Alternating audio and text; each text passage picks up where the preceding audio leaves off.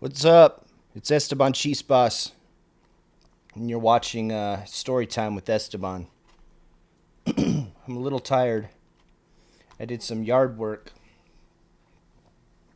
but I said I'd make a video about my guitars, and here it is. So this is my ESP LTD made in Korea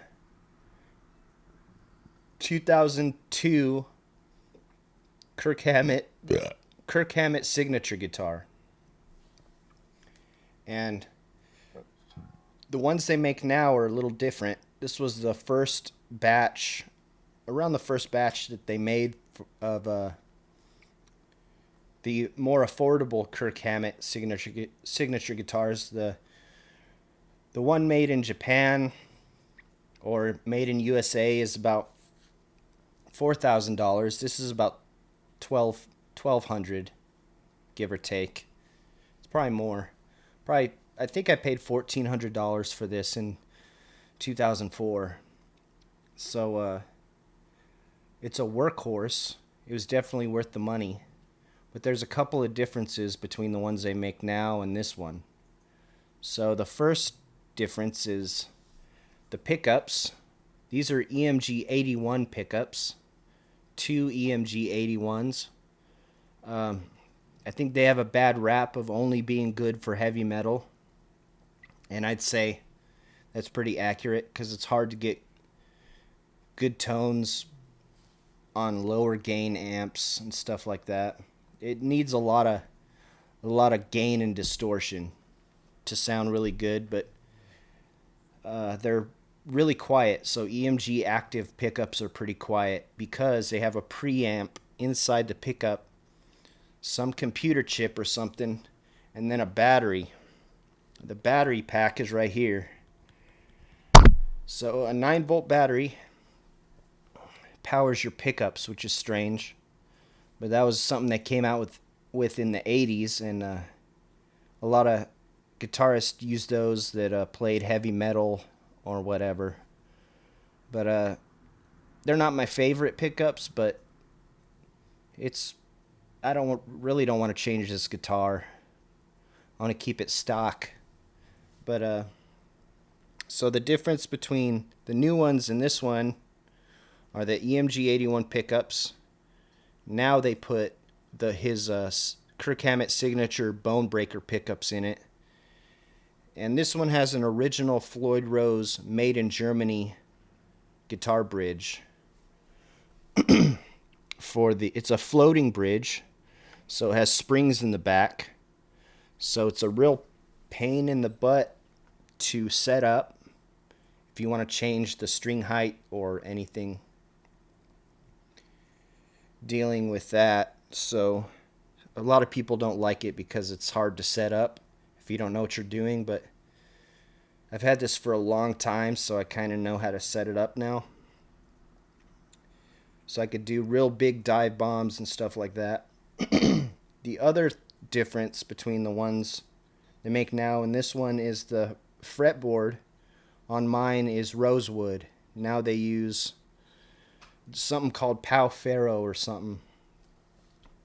Not a big deal, but this guitar doesn't sound like the newer Kirk Hammett signatures. So this is the old school Kirk Hammett signature guitar.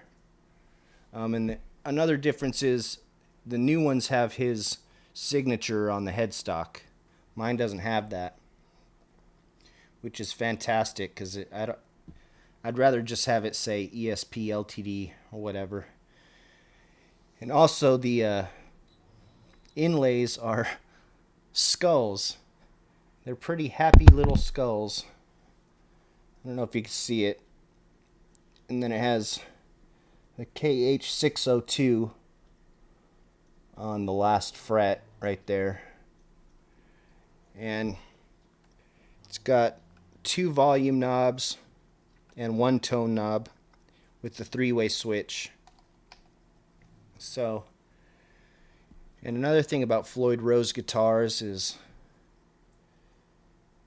staying in tune, but this one, it seems to stay in tune quite well. If I go crazy with the whammy bar, it's not going to stay in tune that well, but no matter what guitar you have, if you go real crazy with it, it's going to go out of tune. No matter what kind of bridge you have. So I set it up to have, so the strings are about 2 millimeters off the 12th fret right here, so I could play a little faster. I didn't realize this, but I had been playing. So I basically learned guitar with the strings being pretty high up. So my style now has become, I play really hard because when the strings are really high up off the fretboard, you got to really dig in. So I play pretty hard. So I had to compromise with how high the strings are. And I got it down to 2 millimeters. Some people like it at 1.5 millimeters off the 12th fret, but I found that to be too low. I get too much fret buzz. But it took about 2 hours to find the right string height for me. And I finally compromised. It's got a little bit of string buzz. Sometimes when I play clean, like have a clean tone, I get a little fret buzz, but I think I might raise this side of the bridge a little bit to get less fret buzz. But it's a really big pain because you have to, I don't know if you have a Floyd Rose, you know about this, but tuning, anytime you turn a knob, either the fine tuners down here or up here, the bridge is going to move. So you really gotta, sometimes some people will tune each string in a certain order, or just keep tuning until all the strings are in tune. So the bridge is pretty level. It took forever to set this thing up. I was like, okay, I don't like that action. I don't like that string height, so I change it again, retune, level out the bridge. Alright. So it just took forever. But I finally got it to where I like it after 2 hours, and it plays good. I could play faster. And I didn't realize that playing with your strings that high for that long made everything harder, but it makes the guitar sound better because the strings have space to ring and they don't hit a fret down here or something when they're vibrating. So anyway, try not to make a video that's too long. About 10 minutes is good, I guess. But I thought about putting different pickups in it. I might, but still thinking about that. Not sure. I'd have to take out all the electronics because this is, some of it's soldered. You can replace the pickups without soldering, but I think the rest of it's soldered. I have to check. But anyway, I love this guitar, even though it has these cheesy little happy skull inlays. But this is the guitar I learned on, and this is a guitar that feels like home, so when I pick it up I can play pretty well. And it looks pretty cool, I think, with the reverse headstock and the pointy stuff. I like the Stratocaster style bodies with the pointier little, I don't know, horns on it, I guess you'd call them, and the pointy headstocks.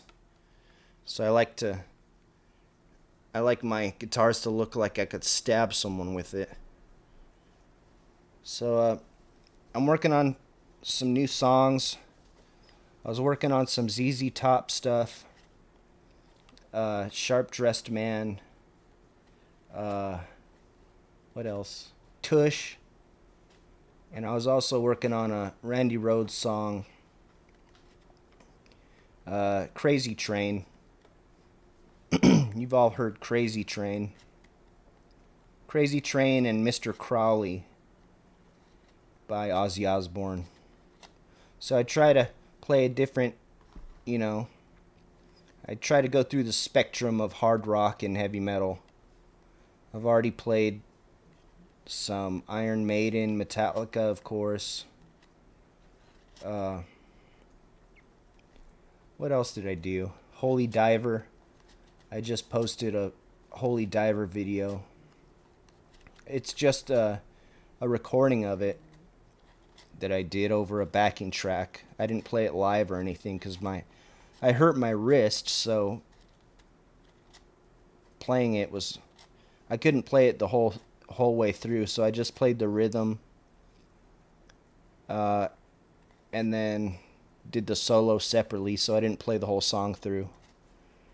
But anyway, maybe I'll upload me playing Enter Sandman by Metallica, because I can remember that song. It's easy. I don't really have to learn it. Except maybe the solo. I know part of the solo, but I can't remember the rest.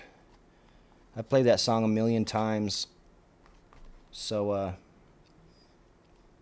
have a happy rest of the week or whatever. And maybe I'll upload some ZZ Top if I can figure out how he plays the solos. Because he plays the solos different every time, so maybe I'll just make something up. Anyway, thanks for watching. And that's the way the cookie crumbles. I'll see you later.